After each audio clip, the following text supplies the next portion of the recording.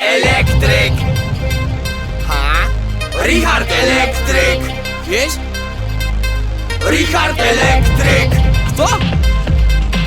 Richard Elektryk. Ha! Zaś problem ze strumem to ma można, bo coś nie świeci ci. Ja wiem, że to je chujnia ziom, bo ci ma jak w dziedzini. I za rok kurwa leci mecz we Babingtona na RTL-u. A ty tu musisz kurwiać się, lepiej łap za fona, pozbądź się problemu.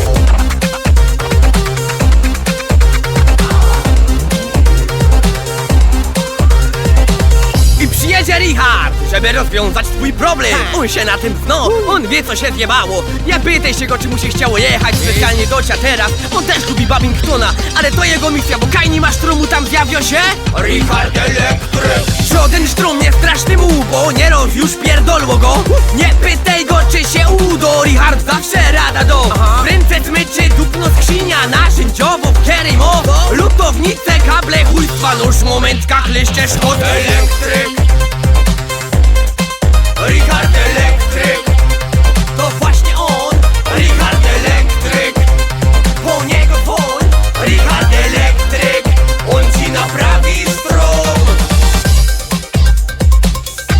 Potem czas. A Richarda.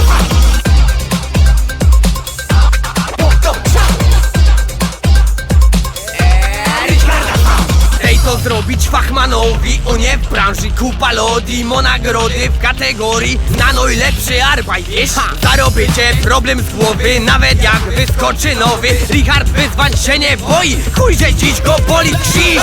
Richard Elektryk. Richard Elektryk. Richard Elektryk. Richard Elektryk. Richard Elektryk. Richard Elektryk. Richard Elektryk. Richard Elektryk. On ponoć już jak był dzieckiem wrażał do sztekrów widelce, właził na transformatory i na mysze słupy też. Uwierz, że możesz dupne szczęście, urządzenia pod napięciem mogą stać się niebezpieczne. Richard, powiedz im jak jest. Nie znasz to się nie dziś, to je niezły szajs.